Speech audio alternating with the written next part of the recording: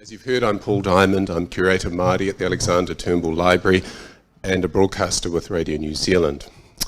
So, according to the Parihaka Trust website, Parihaka is a small Taranaki coastal Māori settlement located 55 kilometres southwest of New Plymouth. Of course, Parihaka is more than that. It's also many things to many people. It's the location of a movement. It's the site of an invasion. It's a symbol, it's a focus of multiple apologies, it's the subject of a reconciliation agreement. It's also very popular. I've done a lot of chairing over the years at writers' festivals. This is the first session that I've ever chaired that's sold out. It's a popular search term. As I've said, I work at the Alexander Turnbull Library, which is part of the National Library, which runs a website called Papers Past. That's our most popular website. And the colleague who manages that said to me a few years ago, he said, Parihaka has consistently been one of the top search terms on Papers Past ever since he started his role. And I asked him last week and I said, is that still the case? And he said, well, from April of 21 to March 23rd, Parihaka was the 28th most searched for term on Papers Past. So there's a lot of interest in this word and all the things it stands for. And as one of the writers that we're going to hear from today has written, Parihaka is an appealing and appalling story because it illustrates many of the contradictory themes in contemporary Māori and Pākehā understandings of the past, present and future. The Parihaka story is simultaneously a story of war and a story of peace, a narrative of destruction and a narrative of Māori survival. It is a story loved by artists and writers. It lends itself to the poetic, the metaphorical and the symbolic. So we're extremely fortunate to have the panel that's been assembled here today to help us understand these dimensions, and other dimensions actually, of the Parihaka story.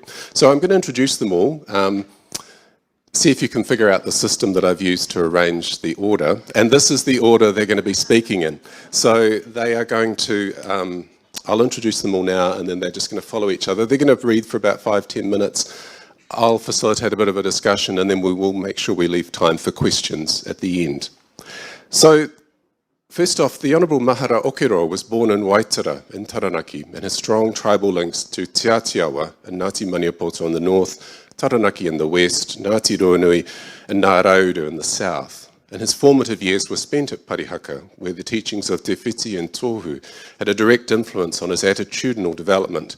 Mahara's had a number of roles, mostly in education, and from 1999 to 2008 was the Member of Parliament for my electorate, Te Taitonga, and held roles as Associate Minister of Social Development and Employment, Associate Minister for Arts, Culture and Heritage, and Associate Minister for Conservation.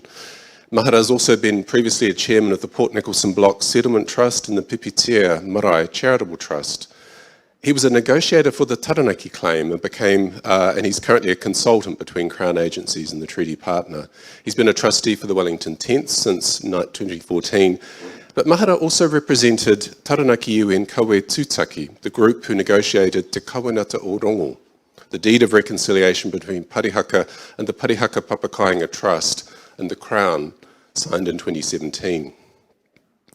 The next speaker will be the Honourable Christopher Finlayson, KC, who was the minister who delivered the apology from the Crown at Parihaka in 2017. Chris has practiced as a lawyer, first in a firm called where he was a partner for a number of years, then from 1990 to 2002 as a partner in Bell Gully in Wellington. Chris has served on Creative New Zealand's years and chaired the Arts Board from 1998 to 2001. He is currently still a trustee of the New Zealand Symphony Orchestra. But Chris was a politician from 1998 to 2001, from 2005 to 2019, and from 2008 a senior minister in the John Key-led national government, serving as Attorney General, Treaty of Waitangi negotiations and Minister of Arts, Culture and Heritage. He left politics in 2019 and now works for Bankside Chambers as a barrister. He's the author of He Kupu Taurangi, Treaty Settlements and the Future of Aotearoa New Zealand, which came out in 2021, and Yes Minister, which came out last year. Following Chris will be Professor Richard Shaw, who's Professor of Politics at Massey University's College of Humanities and Social Sciences, and a regular commentator on political issues.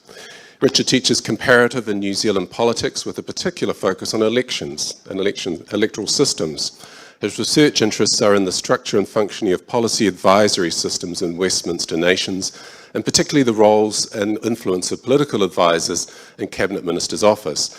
He's the author of a number of books to do with those sort of topics, but most recently, The Forgotten Coast, published by Massey in 2021, was a bit of a departure from that. And if you look at the book, at the back of it, it says, this is the first book he has written that does not include the terms such as ministerial advisor, public service bargain, and core executive studies. So he'll tell you more about why he made that departure later on. Following Richard will be Dr. Rachel Buchanan from Taranaki Tiatiawa, who's a historian, archivist, journalist, and curator. She's the author of the Parihaka album, Lest We Forget, published by Huia in 2009. Stop Press, The Last Days of Newspapers, published in 2013, and Ko Taranaki Te Maunga, 2018, and the marvellous, she knows I think it's marvellous, the Te Motunui Epa, published last year on the shortlist for the Ockham Book Awards next week. Both those last two books were published by Bridget Williams Books. Dr. Buchanan's archival expertise has included roles such as curator of the Germaine Greer Archive at the University of Melbourne Archives, and publications in scholarly journals, including Te Pauhere Kōrero, the Journal of Social History, and Archivaria. And the final speaker, who you've probably figured out my system now, the Portuguese, the baby of the group, but we think he may actually be the same age as Rachel and I. Vincent O'Malley is founding partner of History Works, a group of historians specialising in Treaty of Waitangi research. He's the author of a number of books on New Zealand history, including The Meeting Place, Māori and Pākehā Encounters, a book that I'm always going back to in my work at the Turnbull. Beyond the Imperial Frontier, The Contest for Colonial New Zealand, The Great War for New Zealand, Waikato, 1800 to 2000, The New Zealand Wars, Ngā Pakanga o Aotearoa, and most recently, Voices from the New Zealand Wars, He Reo no Ngā Pakanga o Aotearoa, which came out last year.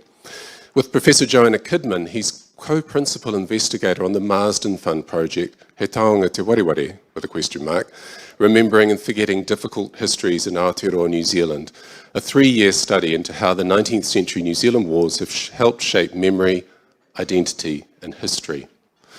So, terrific panel. Please join me in welcoming our panel this morning.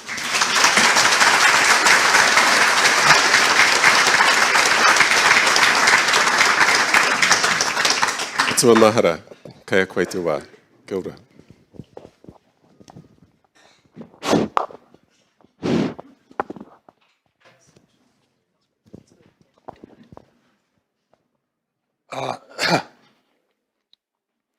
Tēnā tātou.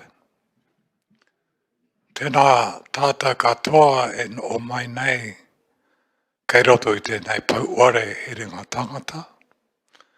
Ka uri aku kamo o kia koutou e wai puke mai torongo i te kaupapa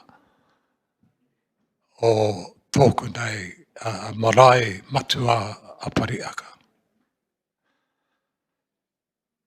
I also would like to acknowledge fellow panellists, Morena Chris. Chris and I, of course, were parliamentary colleagues. I think there existed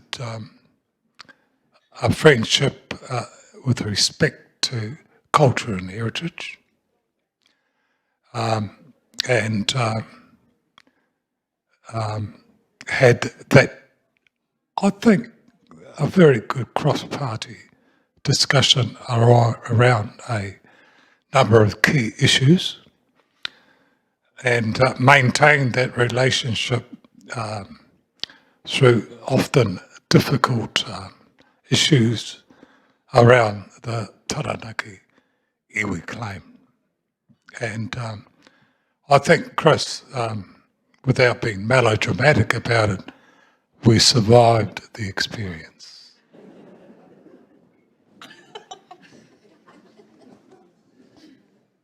which I acknowledge and have appreciated, and also your continued efforts to resolve minor difficulties that were encountered. Also, is it Richard?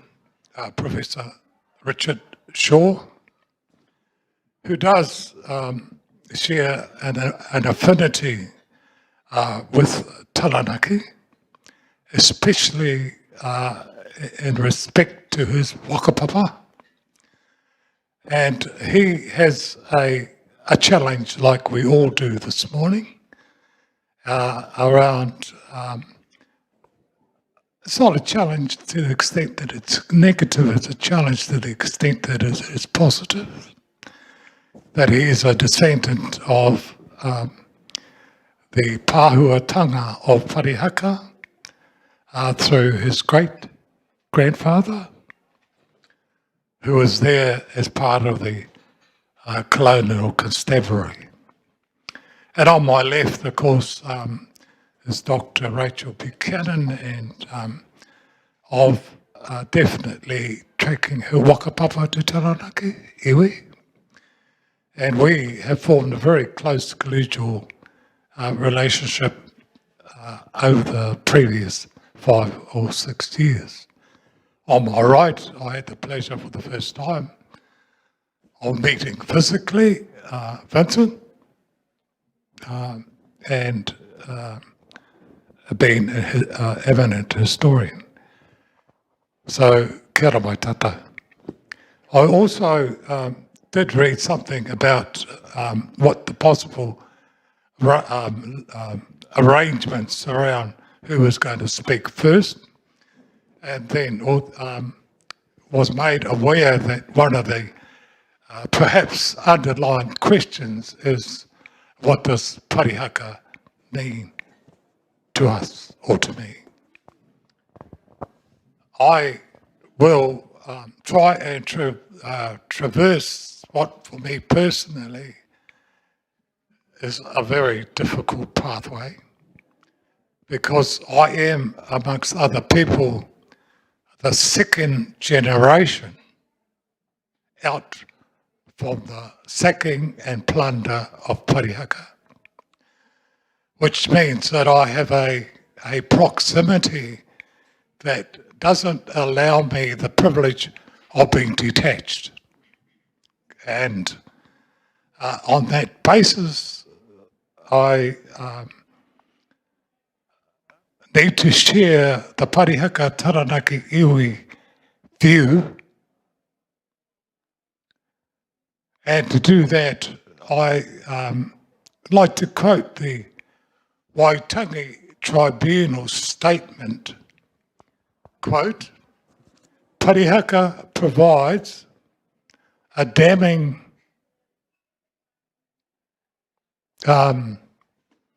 what's the word after damning? I can't read it. A damning indictment. A damning indictment of a government so freed from constitutional constraints as to be able, with impunity, to ignore the rule of law. It's only just recently that I understood the magnitude of that statement. It provides for me a background in terms of how we were treated. As a group of peoples, Taranaki iwi wide, that ceased to have any rights whatsoever. It, amongst other things, resulted in us being a group of people without any rights at all. It assigned us to the status of being a non-person on our own land under our sacred mountain. The other important thing about that, the report also highlighted that government were committed to what I consider to be heinous crimes against humanity. And that the Waitangi Tribunal goes on to explain that they considered the pāhuatanga of Parihaka, which is the plundering and sacking of Parihaka, to be the darkest day in the history of New Zealand.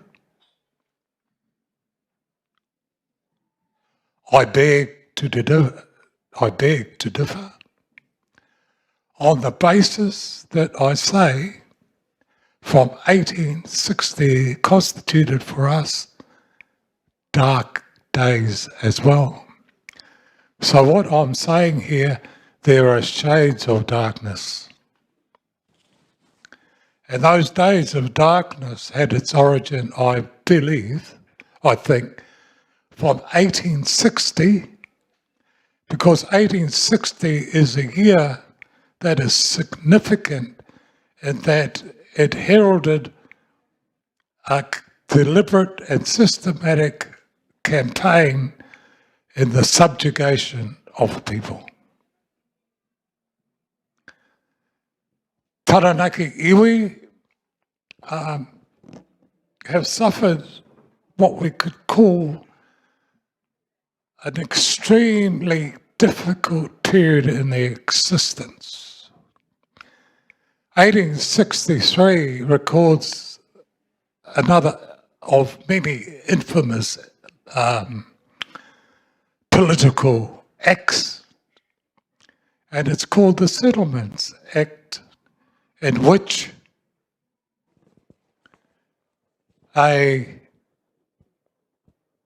we lost our total rights to our landed material estates of approximately 1.4 million acres of land, including our sacred mountains of Taranaki, Pauakai and Kaitake.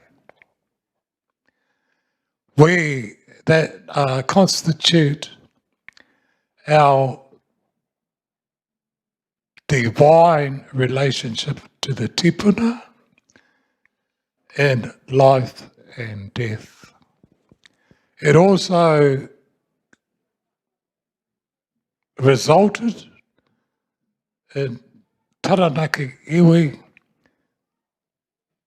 emerging as a landless proletariat on our own land. The suspension of the legal situation also meant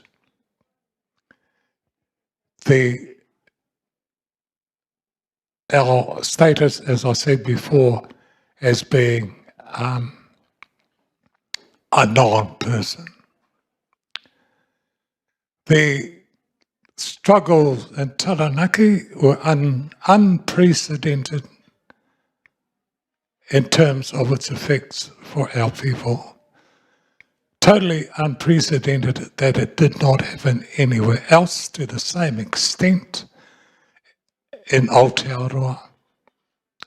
When we consider a period of what we consider to be 20 years of war and other violations of our rights as human beings, 29 years of being jailed without trial, of 420 ploughmen and 216 fences. And I know that the Honourable Chris Finlayson did make a point in his opening speech of the exhibition of Taranaki Wars by asking the question, how can it happen? And so that's essentially the background from whence I come. It at this stage in our discussion relates to what the consequences of that might be in terms of the sacking of Parihaka and the plunder. Both Dr. Rachel and I will try and explore a consequence, not a series of consequences, around the role of our women.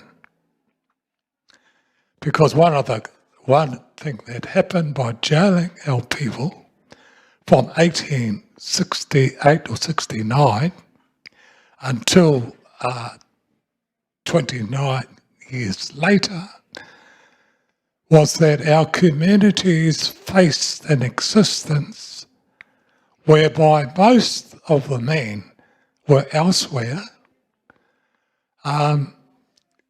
performing labours of love, doubted, in the construction of infrastructure, Christchurch, Dunedin, Hokitika, leaving their families totally bereft of a critical element in our survival. Not only that, but on their return, and the last group of prisoners that returned to Taranaki was in about 1889, which was 8 years after the pāhuatanga of Parihaka, 1898, which was after the plunder of Parihaka in 1881. The plundering of Parihaka did not herald the new dawn, the haiata that we thought it would, but rather continue the acts of violation that differed from the previous 20-odd years of military subjugation and the introduction of injustice by the pen. I now understand what it means when they say the pen is greater than the sword.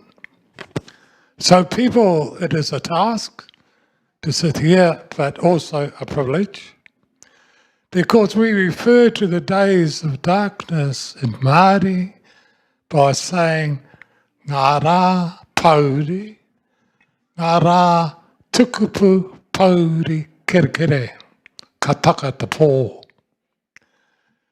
Days of darkness because there are no stars in the sky.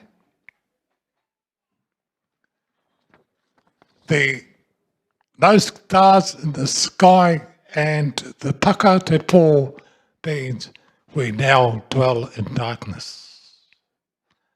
But as you can see, we are still here. And I want to examine that briefly at this juncture. One of the very interesting things about human behaviour are symbols. Symbols for individuals, groups and nations create enormous energy and power for good and for evil. Symbols can appeal to the highest levels of human endeavour or the lowest. It can inspire tremendous acts of courage and self-sacrifice. It can also be ignored. It can also be ignored. And that's why I'm so pleased to be here today, because it gives me enormous spiritual uplift to be part of this, because my challenge, and as a young person, right through to through my years and decades, has been one of ambivalence. But within the raukura, he tohu aroha, he tohu maungarongo. It is the Taranaki symbol of peace and love. And within it, in metaphorical terms, attributes of manua nui, manua roa. And the ability to be steadfast, resolute, committed, and determined. And it is the raukura that was the symbol for Taranaki iwi. And it gave our people the inner courage to continue a struggle, an enormous struggle against the odds. That's my introduction, people. So that it places me firmly to where I am. Kia ora mai tātou, tēnā koe. Tēnā koe, Mahara. Kia ora.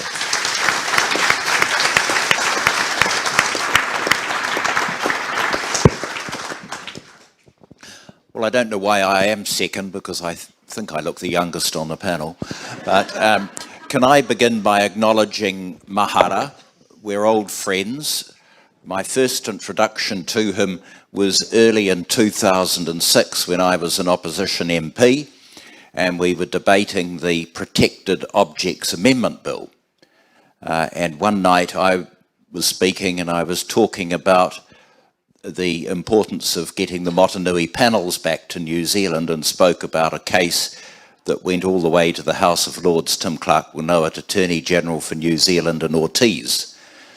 And then a person followed me who shall remain nameless and made fun of me, a Labour cabinet minister.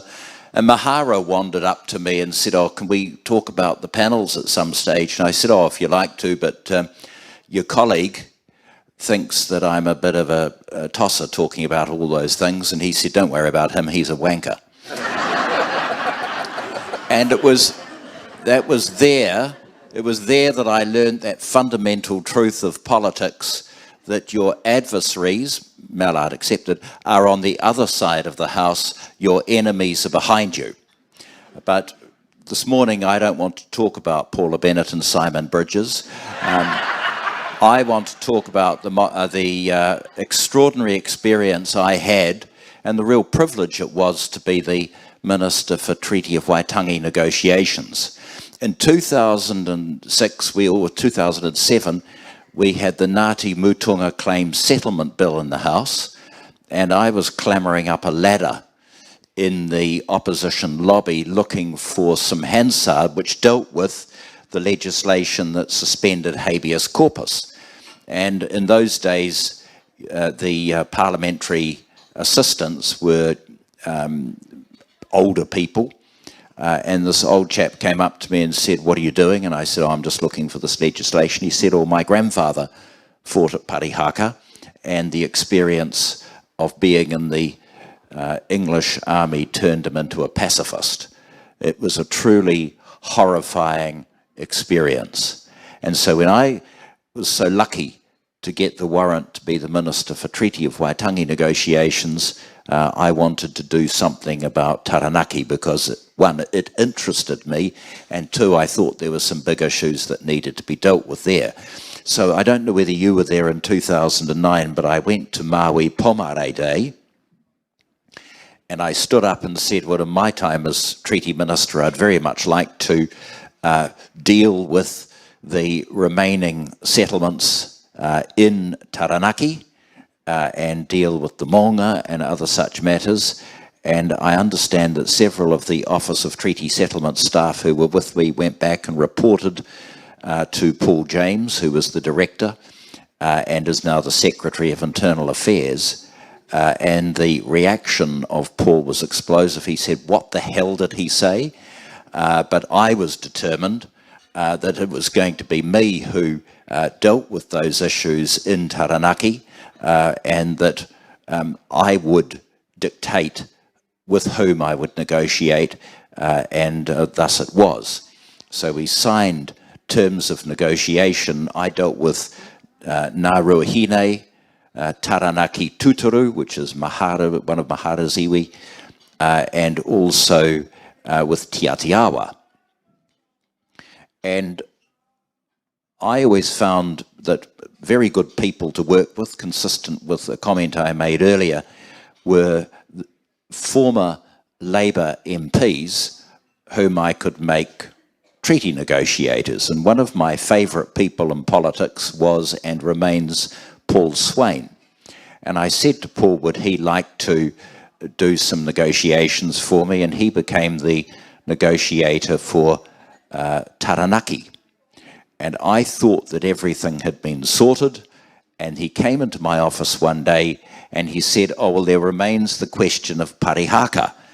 And I had a WTF moment and said, "But I thought we've dealt with that." And he said, "No, we haven't dealt with it, and Mahara is staunch that it has to be dealt with properly." And there'd been numerous attempts to apologise. I think Helen Clark was very keen to apologise, but the conditions had not been established to allow the apology to be given and to be accepted. And so Mahara's right, a small group got together, Mahara, Tariana Turia, Jim Bolger was very helpful, as he always was in the treaty area, and a couple of representatives from Parihaka. And it was that work over those months that led to the reconciliation document. And then we had the apology. I remember the day of the apology very well, because it was the day of the general election in Britain, which had been called by Theresa May. And the results were coming through as I drove round the mountain. And it was a beautiful day because the maunga was covered in cloud, then the sun came out, then it started raining. It was a very, very special day in the history of our country. To illustrate how important it was, Andrew Little, then the leader of the opposition, was there. Catherine Delahunty and a couple of the Greens were there. Good representation from both my team and the Labour Party. Needless to say, Winston was not there. But it was an extraordinary day, wasn't it, when the apology was given. And there are some people in this country who say, "Oh, apologies, they're just pro forma things." Well, that is both insulting and totally wrong. I was very scared the day I gave that apology because I had all these eyes staring at me and wondering whether or not it was sincere after everything that had happened. And the fact that I had good support from my parliamentary colleagues across the board, except for New Zealand First, the Chief Justice was there. There were representatives of local authorities. I particularly want to acknowledge my former colleague Chester Burrows, recently deceased, who played such a major part in it. It was a very, very special day in the life of New Zealand, and I was so lucky to be the person who gave that apology on behalf of the Crown. That apology was very, very carefully drafted. It wasn't pro forma, it descended into the detail. It was the first time that the Crown had apologised for rape. And I remember, because a couple of days later, I received an email from a particularly nasty person who said, "What rape? You're making it up." But those apologies were not fiction. They were carefully negotiated by Crown and iwi historians, and they represent the facts. Someone very wise said to me, "Well, that's great. the apologies given. It's going to take a couple of generations for the healing to be complete in Taranaki, if it ever is, because still waters run deep. We fly over it regularly. It's a beautiful province. The maunga is spectacular, but the reserved land questions remain. There are some deep underlying issues that remain in that area, much and all as I love it. Jim Bolger told me he grew up in the province, knew nothing about Parihaka. Joan Bolger lived down the road from the settlement. She just remembers the kids getting on the bus to go to school. It's as though there was a conspiracy of silence. No one really wanted to talk about Parihaka. And the reason for that is things went desperately wrong. And there is still a lot of rebuilding and building of trust that needs to happen in Taranaki. I'm delighted that finally the maunga negotiations are over, but there's still a lot to do there because, as Mahara so accurately said, serious things happened there, serious things went wrong, and every New Zealander needs to know about it. We pride ourselves that we are sort of a gentler version of the Australians and so on. Well, get over it, we're not. And the history of Taranaki does need to be understood and accepted by all of us. So thank you very much for inviting me today. Mahara, it's great to see you again and to reminisce over what was a very important part of our political lives.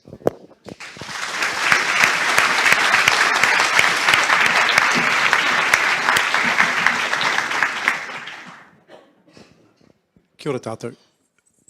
Can I start please by acknowledging Mahara, Okeroa, Katerina, other people from Parihaka, Rachel, Buchanan.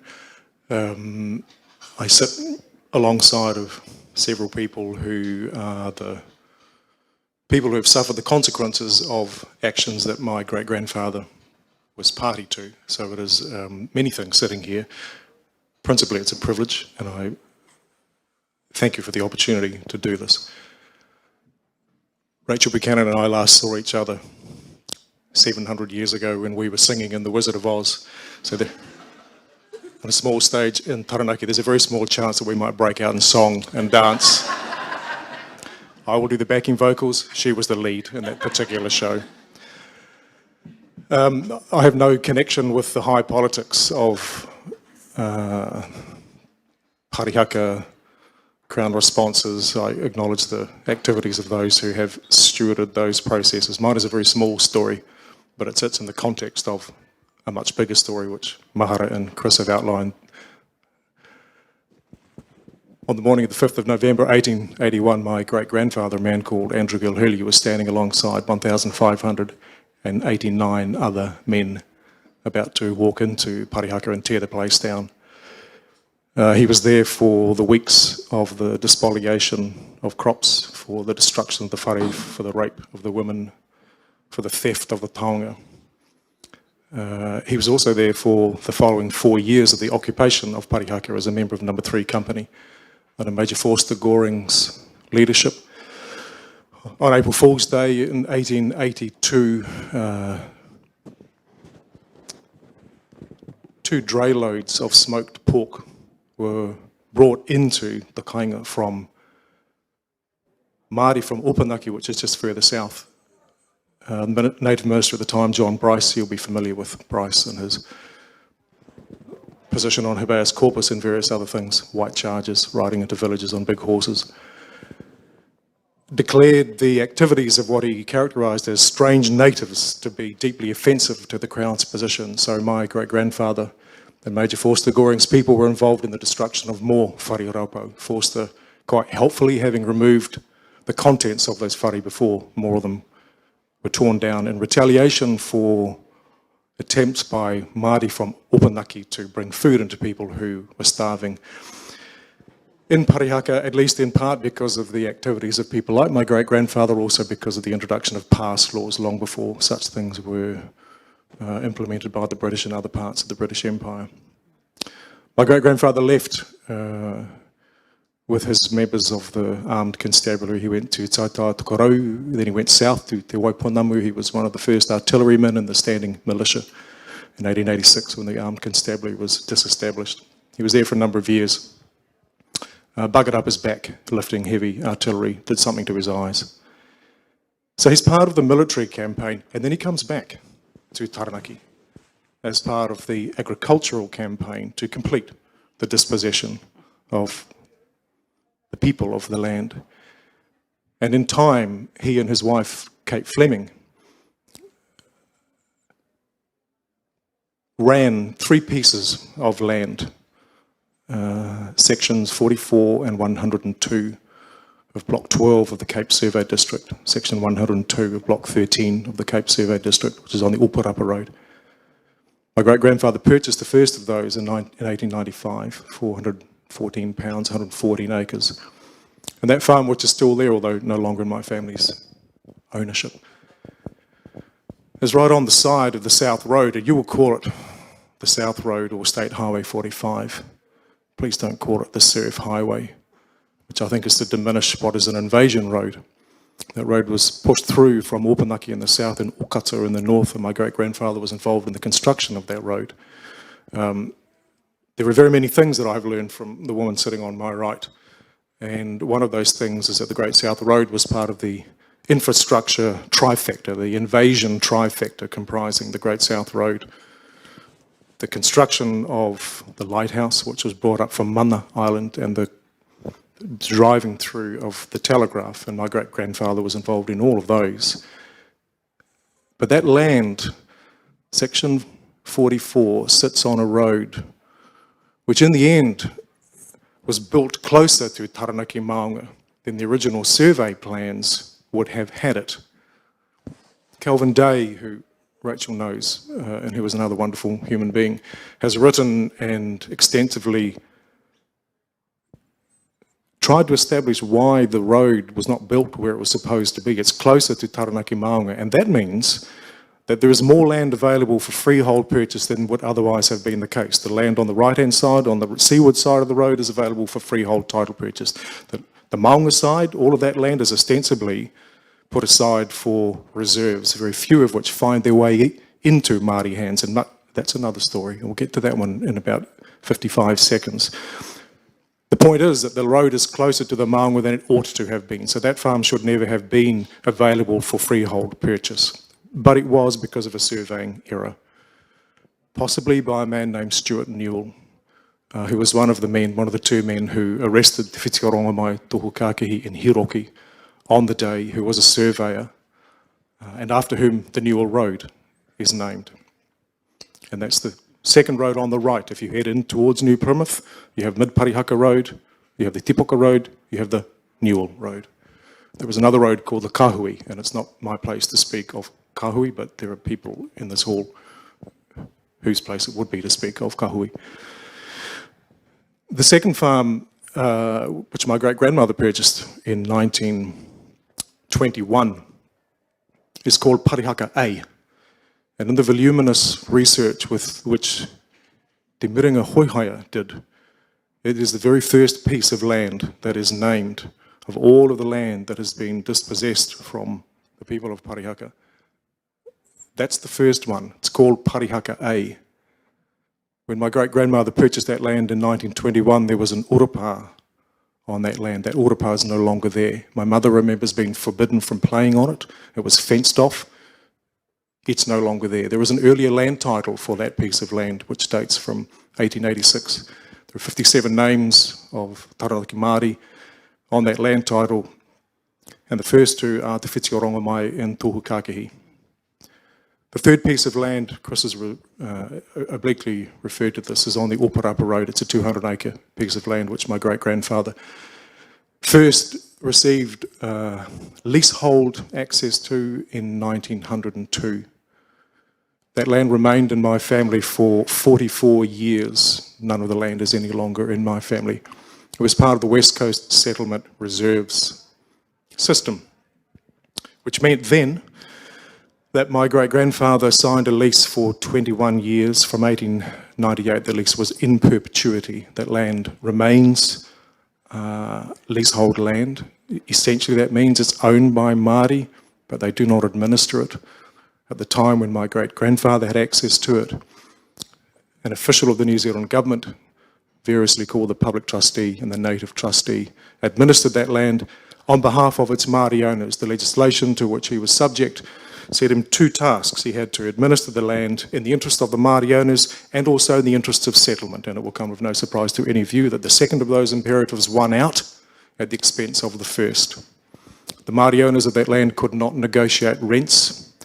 My great-grandfather could have sublet that land, leased it to somebody else with or without the permission of the Māori owners. That land was subject to a perpetual lease. That land is still subject. Even after the changes to the Māori Reserves Land Act of 1997, that land is still subject to perpetual leasing. There are 26,000 hectares of land in Taranaki which are still subject to a perpetual lease. So my people lived in unquiet land. And what I've told you, and Paul will stop me when my time runs out, what I've told you, I knew nothing of until I was 54. I'm 59 now. I grew up with many stories of the coast. They all involved the Catholic Church, of which I was and to some extent remain a member. They involved rugby. My grandfather was a secretary of the Taranaki Rugby Union he's a life member for 45 years. He managed the team during the Great Renfrew era, the 1950s. So I knew a lot of stories about footy, farming, Latin masses, confession, and I didn't know any of the stuff that I've just told you until I was 54 when my father died. Some wheels fell off some things, and I saw, looked at and saw for the first time a photograph that has been in my parents' house for many years, which is of 15 men, one of whom is dressed in a suit. The photo was taken in 1881. It's at the Rauhotu domain, which is 2 kilometres away from Parihaka. It's a rugby team. It's the armed constabulary coastal rugby team. The big guy in the middle of the back row, the captain of the team, the guy holding the ball, he's my great-grandfather. So I look at this photo for 54 years and I don't see anything until the day that I did. But I was 54 when that happened, so when I think about, when I reflect about, when I have conversations about a kind of clunky term, Pākehā privilege, this is what it looks like. Pākehā privilege means I get to look at that photo for 54 years and not even see it. Pākehā privilege means I get to drive down the Great South Road and admire the view. What I don't see is the traumascape that Rachel and Maria Tumakin have written about. Pākehā privilege means that the combined sale of two of those pieces of land to my family comes in contemporary terms to about $400,000. None of it goes to Māori. Pākehā privilege means that my people establish themselves on the basis of land taken from other people. They establish communities. They're good people. They work hard. They come from Ireland. I have land records going back 600 years to the arrival of Oliver Cromwell's New Model Army, at which point my Irish ancestors are dispossessed themselves. The land in a small township called Ballynagriana, which is in the east of County Limerick, is taken by the English. So my people know what it means to be dispossessed. My people know what it means to be tenant farmers. My people leave that place and they come to this place. And they remake themselves. They shed the identity of poor Irish tenant farming. They remake themselves as a new thing. They remake themselves as New Zealanders, but they do so on the basis of the dispossession of some of the people alongside whom I sit today.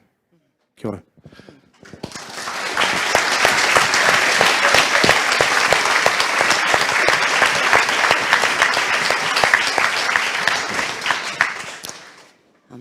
Tēnā koutou katoa, ngā mihi o te rānei kia koutou. It's great to be here.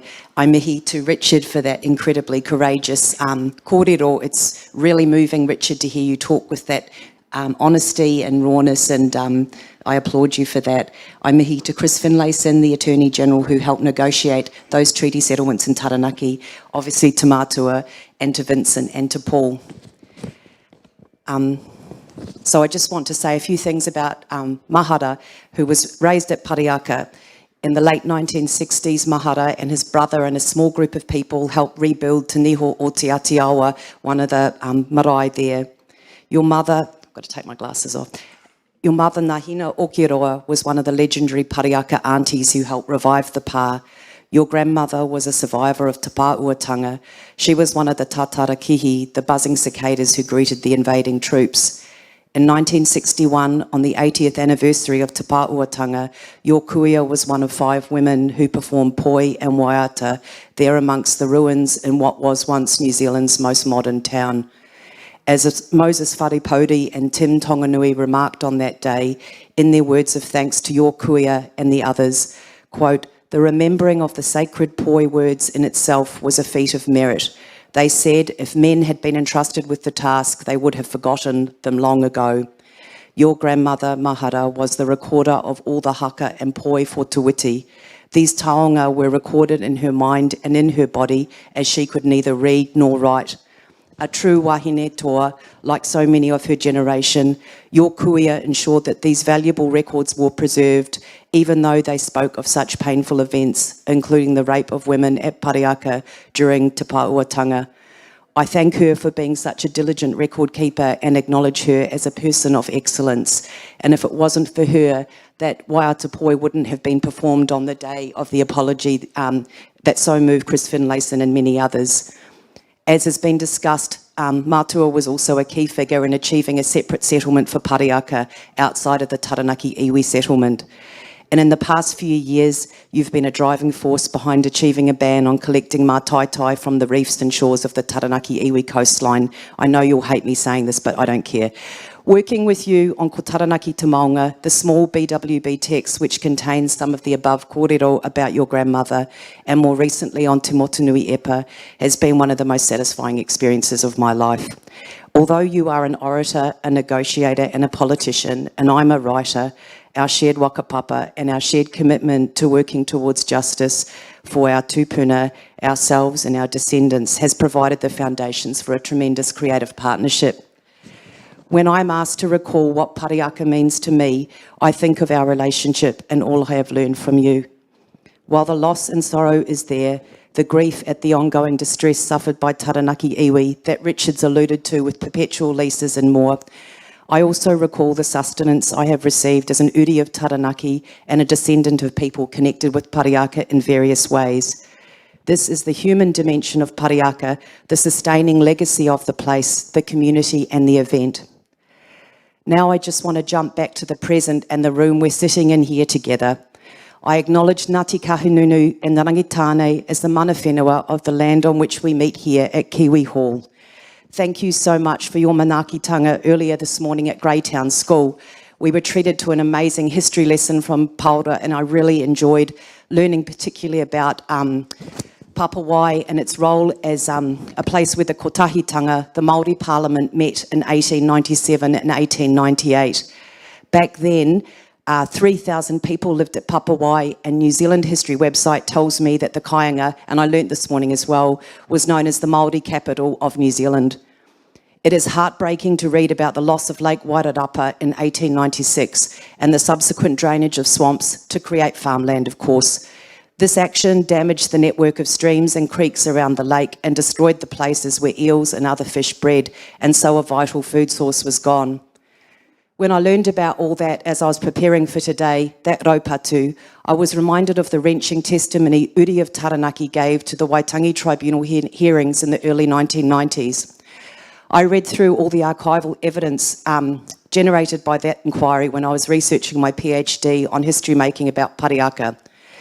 At Owai Marae in Waitara, Donald Hugh MacDonald told the tribunal that some members of his whānau found it easier to be Pākehā than cope with the pain that had been the pain of what had been lost, including access to land and food. This is a quote from his testimony. One is made to feel like an intruder when we have to ask Pākehā if we could have ready access to the places we used to go for generations to gather watercress, preserve our corn, fish for eels, or dry harikeki in the black mud. We used to have ample land to sustain all our families. The resources have gone. Colonisation meant Wairarapa Māori have lost access to their sources of food and sustenance, just as Taranaki Māori did, whether we lived at Parihaka or in other parts of the province. Colonisation meant major Wairarapa marae, such as Papawai, fell into disrepair and ruin in the first 5 or 6 decades of the 20th century, just like Parihaka did. Colonisation meant that Māori and Wairarapa and Taranaki and all over have to live with places named after colonial oppressors. Sorry, bit emotional. Colonial oppressors and war criminals, or even just low-level Pākehā men who were members of the armed constabulary. Richard Shaw's just mentioned Newell Road, named after a little nobody called Stuart, a member of the armed constabulary who just so happened to be there to arrest To'u and Te Witi on the 5th of November. Sir George Grey, who launched the 1863 invasion against Tainui, and I recommend Vincent's amazing book, The Great War for New Zealand, if you want to know more about that, has a whole town named after him, just down the road, Greytown. Like Papawai, Parihaka was a seat of government and a direct challenge to the legitimacy of the settler government. Te Witi said, "I do not care for the parliament that meets in Wellington. My parliament is at Parihaka." I am sure Ngāti Kahungunu and Rangitani leaders made similar statements. In my basic understanding, the very foundation of kotahitanga was about embodying and expressing an alternative to the all-dominating activities of the newborn Pākehā government and the newborn town named Wellington. And if you want to know what I think about Wellington, read my whanaunga Debbie Broughton's poem, While I Don't Call Myself a Wellingtonian Anymore. Debbie's performing tonight, and her collection, The Aniwaka Room, is really amazing if you want to read something that's hilarious and smart. So today's panel is about coming to terms with Parihaka, and each of us has been invited to share our responses to the plunder, the invasion and ransacking. We are asked to face up to the trauma of the invasion and resistance and discuss what Parihaka means to, quote, New Zealanders. As I stand here on Ngāti Kahungunu, while I'm sitting, Ngāti Kahungunu in Rangitani land, I also invite the audience to insert the name of a place near you into the subject line of this session. How do you face up to insert place name? What are you doing to come to terms with how insert place name was created? I certainly do not mean any disrespect in this challenge. I applaud Booktown for putting together this panel, and I'm honoured to be part of it. I thank all of you for being here today, and it's great to be sitting up here as part of this discussion. The questions I just posed are similar to the ones that end my first book, the Parihaka album. That book ends with the words, "What stories do your dead tell you? How do you see the past?" And I invite all of you to consider these questions as Richard Shaw has in his powerful memoir. Thank you.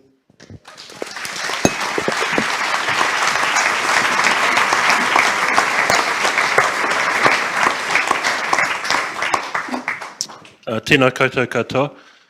When I was thinking about what I could contribute to the session this morning, I thought of something that I wrote last year. So a while ago, the Govett Brewster Art Gallery in New Plymouth had an exhibition called Tai Moana Tai Tangata by Brett Graham, a Tainui artist, that explored Tainui and Taranaki histories, especially the stories of the New Zealand Wars. And as Mahara has explained, in Taranaki, you know, the invasion of Parihaka in 1881 is a culmination of 21 years of repeated invasions and attacks. It's unrelenting. And so that exhibition began in New Plymouth. It then went to Wellington City Gallery, and late last year it moved to the Christchurch Art Gallery, and they asked me to write something for that. And what I wrote about was about the connections between Christchurch and the New Zealand Wars, because a lot of people think that this is a North Island story, but it's not. This history is everywhere. Parihaka is not just a single place. There's traces of this history all over the country. And if you think, you know, in wider terms, in Christchurch, large numbers of military settlers were recruited from the goldfields in the South Island to serve in Taranaki and Waikato and elsewhere. Politicians from there, like James Edward Fitzgerald and Henry Searle, were responsible for implementing confiscation and so on. And there were also large numbers of prisoners from Taranaki who were sent to the South Island. The first group were Pakekohe people, I think 72 men who were taken south in 1869, sentenced to hard labour, and as Mahara referred to, they did things like they helped to board the Octagon. I think the girls, Otago Girls High there, they bought the playing field there, all sorts of things. So there are all sorts of legacies there from that. They were allowed to return to Taranaki in 1872. About 18 of them, a quarter of the men died. Dunedin was a miserable place for them. The climate was harsh. It was brutal.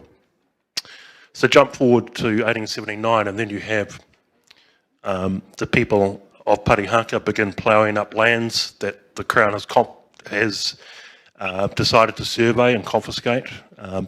There's a paper confiscation in 1865, but nothing happens to that. So the people of Parihaka continue to use those lands as they always had. They're sent to Dunedin again, and they're replaced by fences. So the ploughmen are replaced by fences. There's not enough room in Dunedin for all of them. So some go to Hukatika, and others go to Christchurch. And this is sort of where I pick up the story, and I talk about September 1880, around 160 of the prisoners were taken to Lytton Harbour, imprisoned on the small island of Ripapa, which is across the harbour from Lytton itself. In December, it's reported that many of the prisoners had been punished for being unruly and defiant by having their daily rations reduced to bread and water. Meanwhile, within weeks of their arrival, at least one local firm was advertising special excursion trips down the harbour designed to afford persons an excellent opportunity of viewing the Māori prisoners at Ripapa Island. And as I comment, Māori prisoner had become Pākehā spectator sport, priced $1.06 per passenger. An unknown number of the Taranaki prisoners were died during their captivity on Ripapa Island, and they were buried on Quail Island, where there were hospital facilities. But later, members of Ngāti Whiki, the local Ngāi Tahu Hapu, reinterred them at Rapaki, and so the Ngāti Whiki developed a special relationship with the people of Taranaki. In January 1881, the remaining 149 prisoners were removed from Ripapa to Lytton Jail in order to, quote, subject them to more rigid restriction, and small groups of prisoners are released later.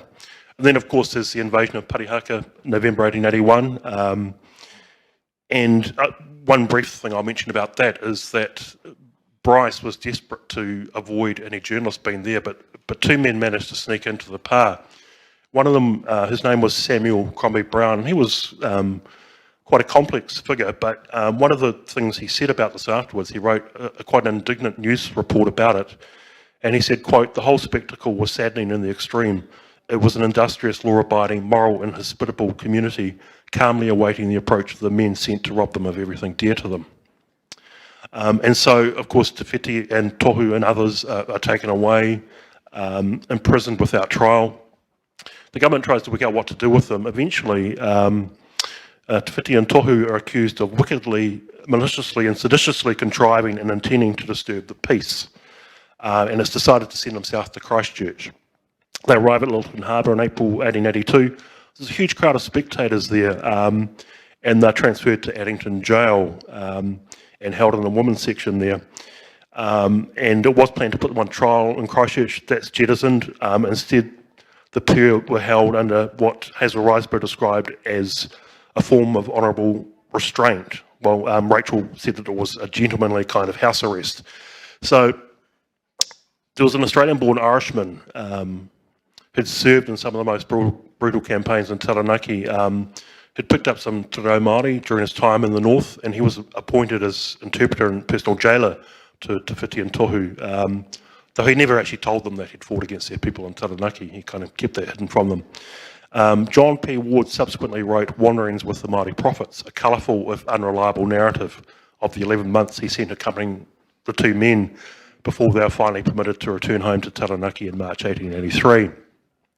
So accompanied by Ward, Te Whiti and Tohu are taken to multiple sites across Christchurch and Canterbury, which is kind of designed to impress upon them the wonders of Western civilization. One of the first places they're taken to was Canterbury Museum, where the prophets were met by the curator, Julius von Haast. From there, they travelled across to Christchurch Cathedral, ascended the tower as far as the bells to take in a panoramic view of the settlement below them. And both men were said to have gazed longingly towards the sea, visible at the distance. They visit factories, Addington Railway workshops, Hagley Park, and all sorts of other places. Te Whiti is asked to name his favourite place in Christchurch. He says the Avon River, which bemuses people who thought he might have chosen the museum or somewhere like that. And they're also in Christchurch during something called the International Exhibition that attracted over 200,000 visitors. And there and elsewhere, while they're inspecting this exhibition, a huge number of people are inspecting them and following them around. They also encounter various Māori there as well, although it's not recorded how they engage with one another. And the quite warm reception they receive from the people of Christchurch upset some people. There's actually, although there is a degree of Pākehā sympathy with what had happened, because people understood that the rule of law had been broken and grievous things had been done at Taranaki, and not all settlers were behind that. Some were uncomfortable about it. So the two prophets eventually travel throughout the South Island. They spend a considerable period of time in Nelson, and they're eventually allowed to return home. I write in the piece that it seems doubtful if they came away from their extended stay into Waipounamu with any sense of the supposed superiority of Pākehā culture. Upon their return to Parihaka, they immediately threw themselves into rebuilding the settlement, into the vibrant and thriving place it had once been prior to the invasion.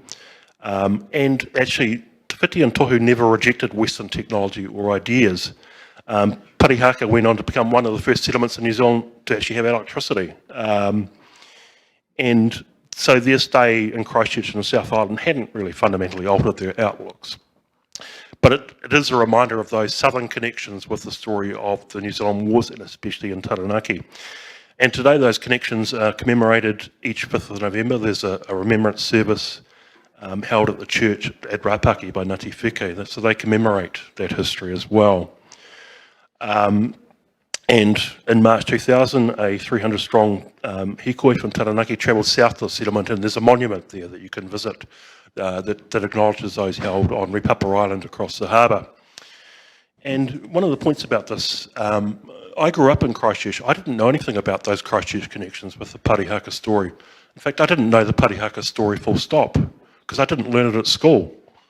And that just staggers me today when I think about that. Why have generations of New Zealanders been denied access to their own history? And how can we, engage with one another in a meaningful way if we don't actually know where we've come from?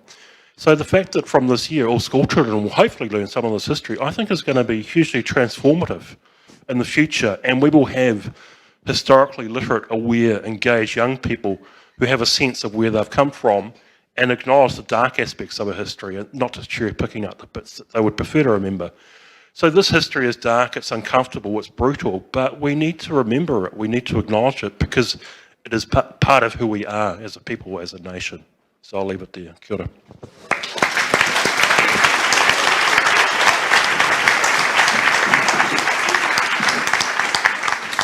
Kia ora koutou, ngā mihi nui. I thank you all for sort of giving us a response to that provocation of this session, because I just thought it was really important for the group here to have the chance to hear from all of you.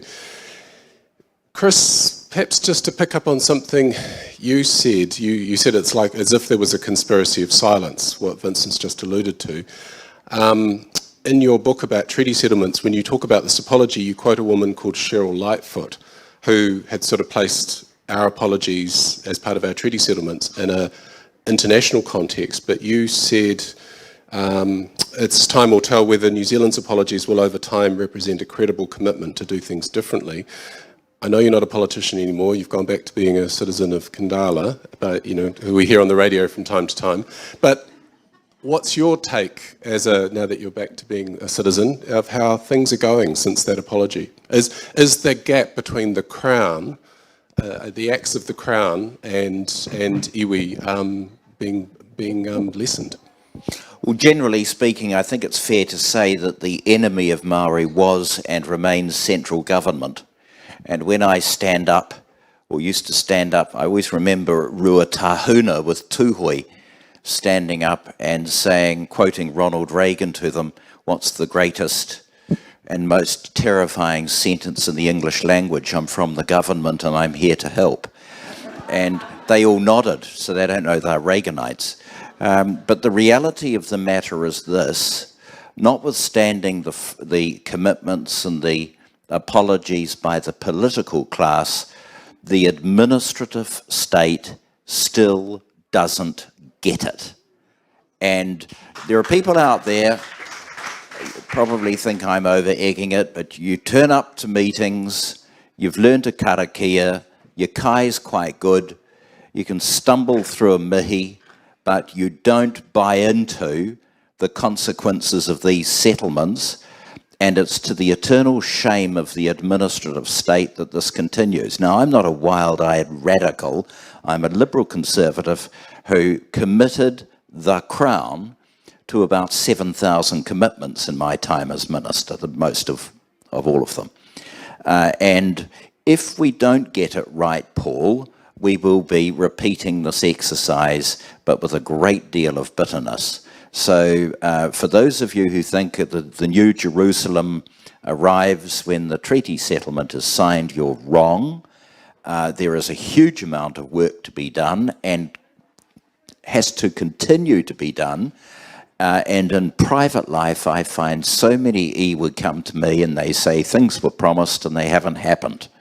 Or we were given certain land court farms. For me, land court is really the number one enemy. And things that were promised haven't occurred. So we really have a long way to go. And the situation, I would say, is unsatisfactory. Richard, I think one of the really striking things about your book, The Forgotten Coast, is this Pākehā response, the way you've engaged personally, and I guess it's something Rachel's written about as well, how we connect the personal stories with the bigger stories. Like you found, Chris, with The Messenger. You know, this is a very small country, and the history is very near. I'm curious to ask you what the reaction's been since the book came out from your family and others, and you as an educationalist, what do you think is the potential of the history curriculum that Vincent alluded to improve the situation that Chris outlined? Hope you all bought your sleeping bags. The reaction from my immediate family, apart from literally my immediate family, my daughter who is sitting out there, my partner who is French, who has a very interesting view on these things, which is far more amenable to the existence of a thing called Te Ao Māori that I tend to encounter amongst my Pākehā friends. The wider family, broadly indifferent, in fact entirely indifferent.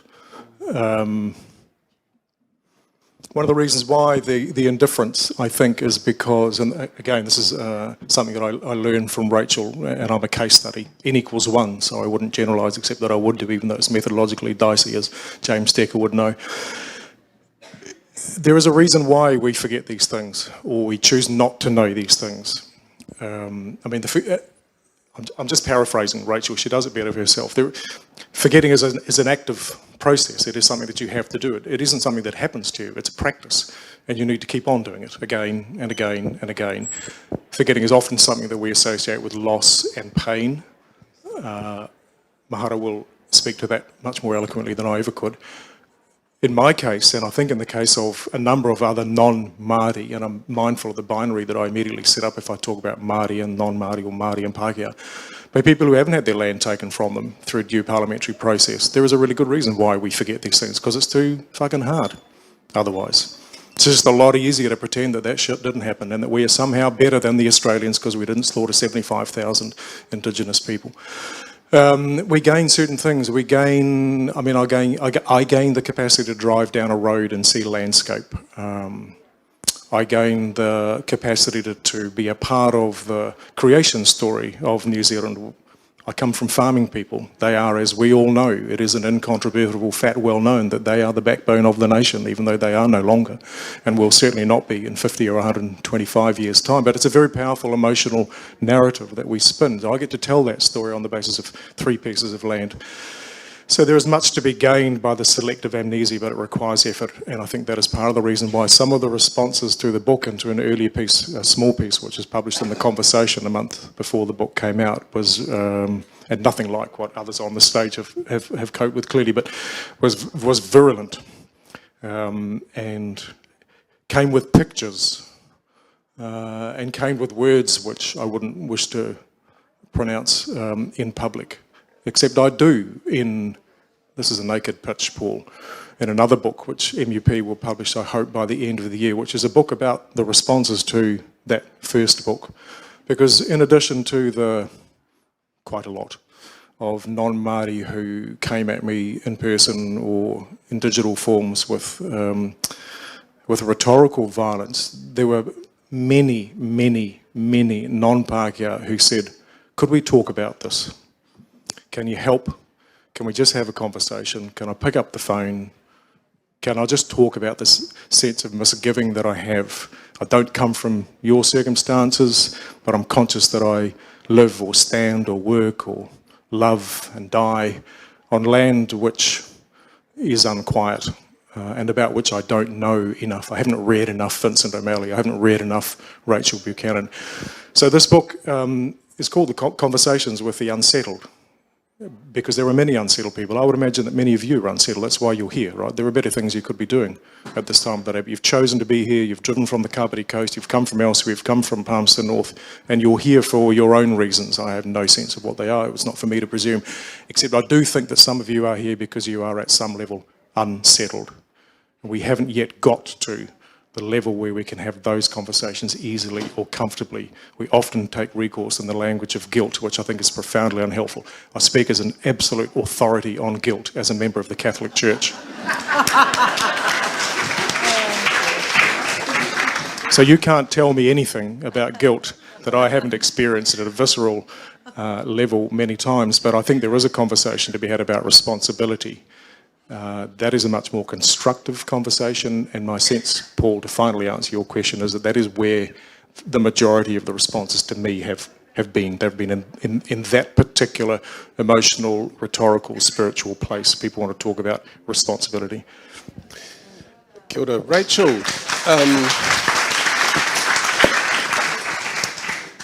just following on from this unsettledness that Richard's talking about, in the latest book, one of the things that really surprised me, and it's a terrific book, which you should read if you haven't already, and if you can get a hold of a copy of the Parihaka album, you should read that as well.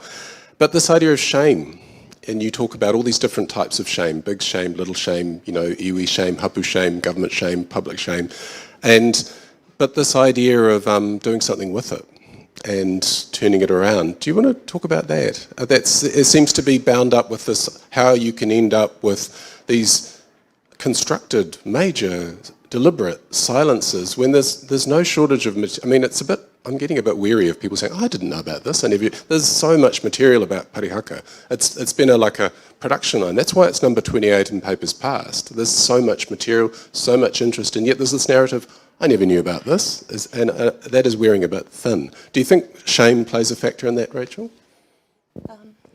I'm not sure how to answer that, but I do just want to pick up on something I guess both Chris and Richard were saying about, I think personal responsibility is a really positive thing, and treaty settlements can only go so far, and the government can only go so far. I mean, what is the government? It's a collection of people that are serving the government of the day, and then the government changes, and then the public servants keep going, and it's laws and all of that. But really, when I started thinking about apologies and shame, I got really interested in what public utterances, like when the government has apologised a number of times for Parihaka, and they'd make these statements, but it didn't seem to sink in for people living there in Taranaki, and it didn't really make any difference at all to Pākehā people living in Taranaki. It was just, so what, that's the Crown, and I'm going to keep believing what I believe.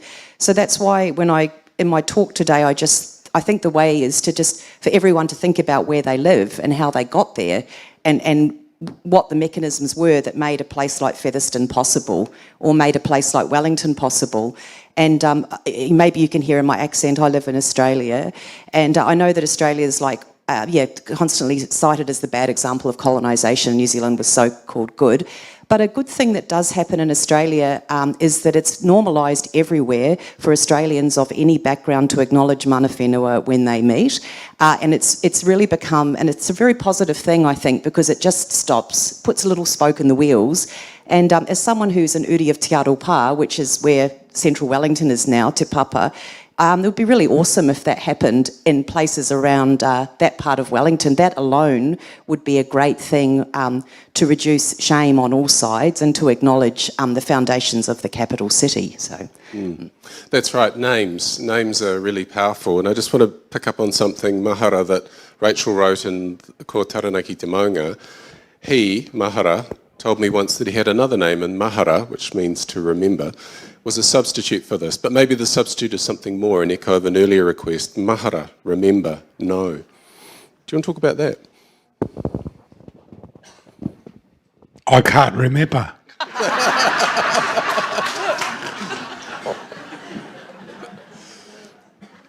Sorry, mate. It's just a touch of humour in a really difficult situation. I know the time is going, but I did say earlier that there was a certain a difficulty, a duality, that as a uri, because a lot of conversations tend to take place at another level other than the human level. I am bloody grateful that we have people talking about the effects and the consequence on this panel. If nothing else, I want to state clearly that for me, I had a kind of my spirit uplifted this morning as a result of Paora and his kōrero. It lightened the weight of my spirit coming into this, because I wasn't looking forward to it. From my youth of ambience at being ambiguous, decades of rage, even though I just talked about the tohu of the maungarongo, acts of deliberate, what shall I say nicely, wrongdoings, usually aimed at the non-Maori population of where I lived. And as one of the things I'm grateful for, to be a lead negotiator of Taranaki iwi claim at the age I was when it happened. Because if I was only 40 years old and being part, it would have been disastrous for the claim, for everybody else that sat around the table that wasn't the same colour as me. And that's the kind of situation that I was burdened with, because as it is stated, we have a freedom of choice. We can pack it up and put it over there because it's easier. The most difficult part is to be here and give a message. But if I'm faithful to what I said about Manawa Nui and Manawa Roa, then I am in a position of trying to replicate the positive attributes in spite of everything that's happened towards the future. I'll give you a little example. For some unknown reason beyond my understanding, as a young person on a pathway of either spending a considerable amount of my precious life in prison or else on another pathway, I made an oath that I'd never return to anywhere in the proximity of Parihaka. Although I grew up there and participated. Then Bugamy days, 3 years ago, I purchased some wealthy person's seaside badge. And where is that? It's in the middle of a landscape close to the sea. And every time I look outside, it's verdant green pastures. Then I ask myself the question, who the bloody hell owns all that now? So I look at the maunga and it's beautiful. I look at the sea, it's uplifting. But to which he said, one of the quotes, hell, I've forgotten how it goes. Ko te pō, darkness, te kaihari o te ao. The darkness of the night brings in the day. Ko ngā mate, ngā kai horo I te ora. The new light brings a new view, and we need to accept the challenges that it presents in all its glory or otherwise. Because it's by doing that we then move into ora, to place ourselves in personally. And to give you a humble translation of that, it means that every time I have to drive past the biggest bloody fishery, what is it called, fishing club down the beach, you go there and there's a fishing competition, there's millions of dollars worth of boats, four-wheel drives and all the other paraphernalia, and they actually belong to descendants that was being stated here of his cousins and other people who live a bloody entitled life. So I'd go down 50 years to my humble abode, Seabatch, and I am blessed because my neighbour is an outstandingly good man in all respects. He's a Pākehā. So there's the balance. I strive, people, in spite of everything, for the balance. And my concluding remark, to help me, think of the lotus plant. It grows in what is politely called the mud under the water. So I plant all that we talked about that I consider to be shit, like in the same place. Because the lotus flower or plant is the emblem of purity, held dear and sacred by huge numbers of our people overseas. It is their symbol. So by that, of course, I manage to be sane most of the time. Kia ora mai tātou katoa.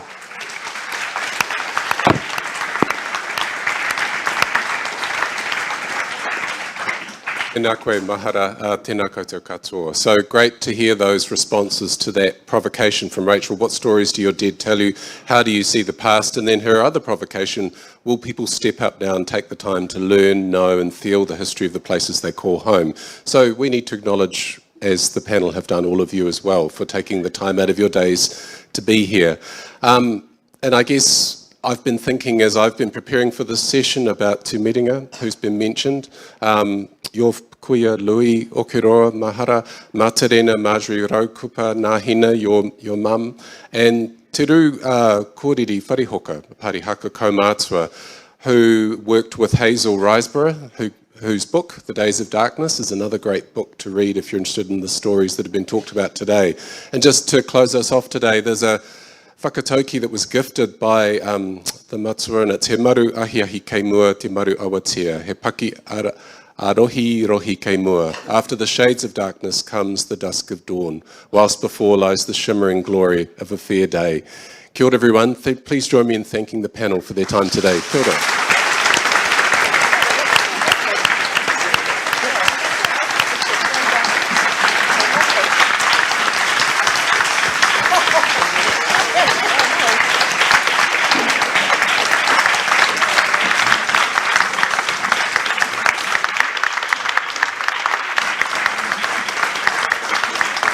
Kia ora tātou. I'm Craig Lincoln, I'm a trustee of Booktown Trust. We are delighted that you come to the Karukatia Festival. We have enormous gratitude that more than 200 people come to this event. In fact, it could have been sold over, I expect. Your ovation just now is all the evidence we need